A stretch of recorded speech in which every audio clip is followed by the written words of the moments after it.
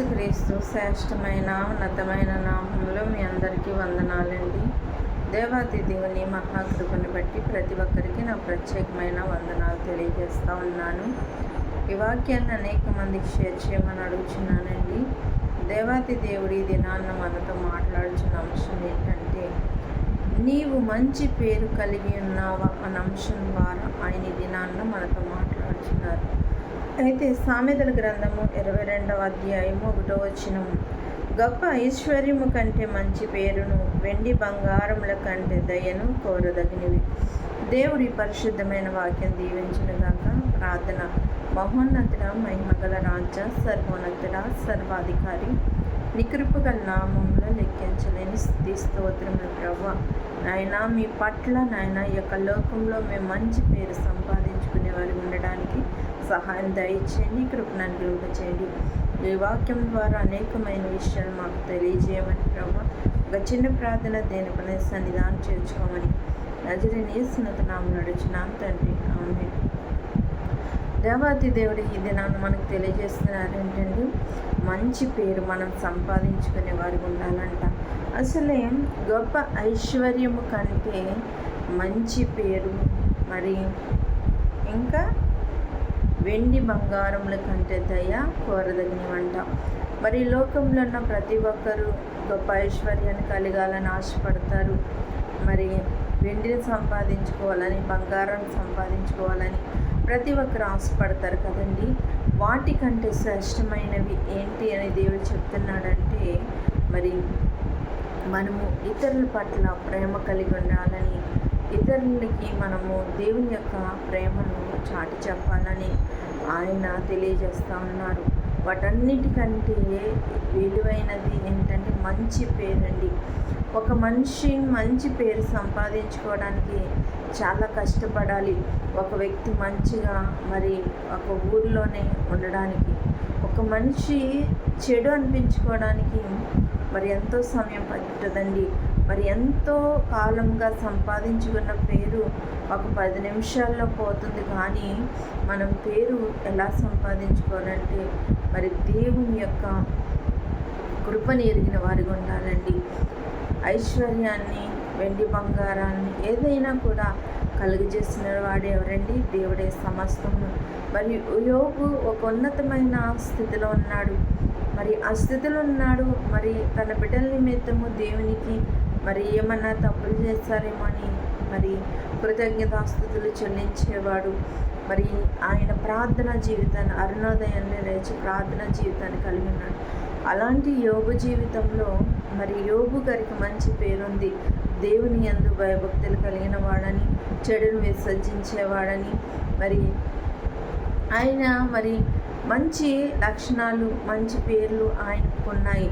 ఆ పేర్లన్నీ ఆయన యొక్క జీవితంలో పోవడానికి ఎంత సమయం పడుతుందండి? ఎంతో సమయం పట్టదు. కానీ తనకి ఐశ్వర్యం ఉంది, ఎంతో ఉన్నతమైన స్థితిలో ఉన్నాడు. ఆ స్థితిని బట్టి దేవుణ్ణి యోబు స్తుతించలేదండి.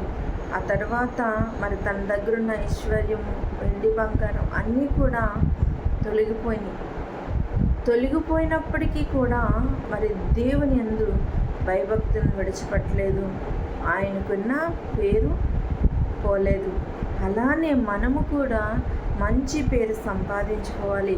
ఫలానా వ్యక్తి లేకపోతే ఫలానా అమ్మాయి దేవుని యందు భయభక్తులు కలిగి ఉన్నది, ఎటువంటి పాపానికి వెళ్ళదు, ఆమె మంచి వ్యక్తిత్వాన్ని కలిగి ఉంది, మరి తన యొక్క పనేంటో తానే కానీ మరి దేని గురించి ఆమె పట్టించుకోదు, ఎవరితోనూ వివాదం పెట్టుకోదు, ఎవరితోనూ గొడవలు పడదని మంచి పేరు మనం సంపాదించుకునే వారు ఉండాలండి.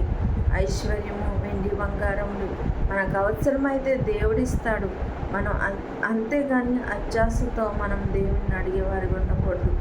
ఇతరులను చూసి మనము దుఃఖించేవారు ఉండకూడదు. అయ్యో వాళ్ళకున్నది నాకు లేదు, నాకు లేదనే బాధ మనలో ఉండకూడదు. మనకి ఎంత అవసరమో, ఏది అవసరమో దేవునికి తెలుసు కదండి. మరి ఒకవేళ సంపాదించుకునే వారు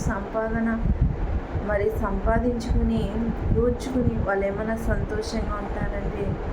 వాళ్ళ జీవితాల్లో సంతోషం ఉండదు, నెమ్మది ఉండదండి.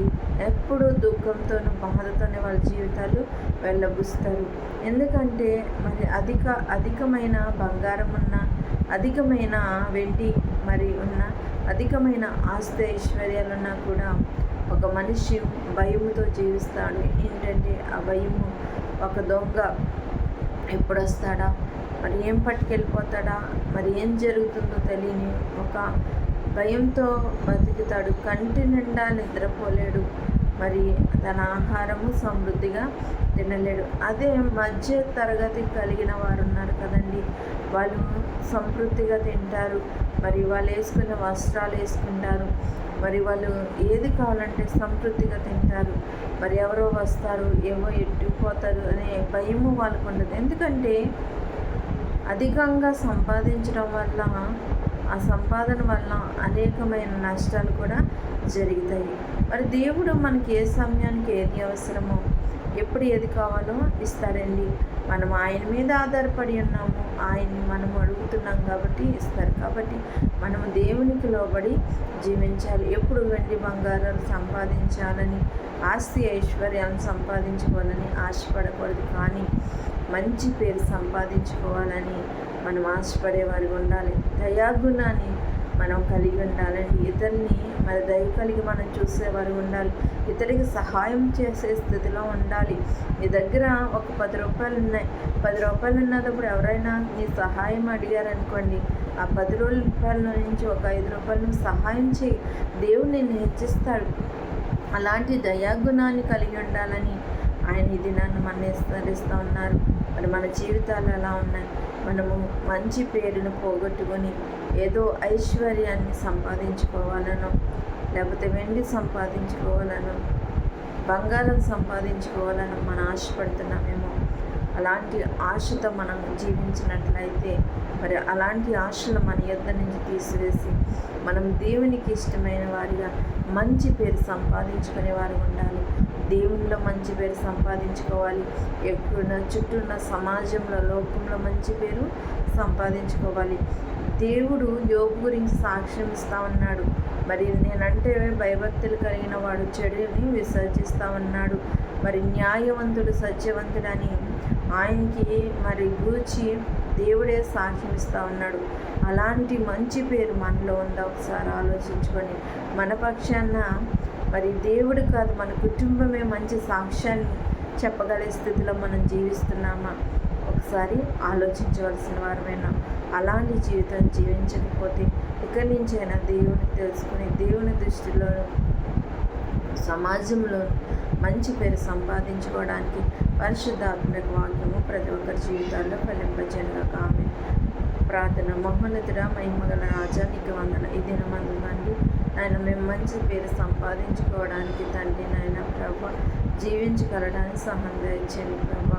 వెండి బంగారం ఐశ్వర్యం కాదు కానీ తండ్రి నాయన మంచి పేరు సంపాదించుకొని తండ్రి ఇతరుల పట్ల నన్ను దయ చూపించేవారు ఉండడానికి సహాయం దయచేయండి నాయన. ఇక చిన్న ప్రార్థన, దేని ప్రార్థన నీ సన్నిధానం చేర్చు ప్రతిపం దయచేయండి. నజరేయుని యేసు నామమున నడిచిన తండ్రి. అందరికీ వందనాలు.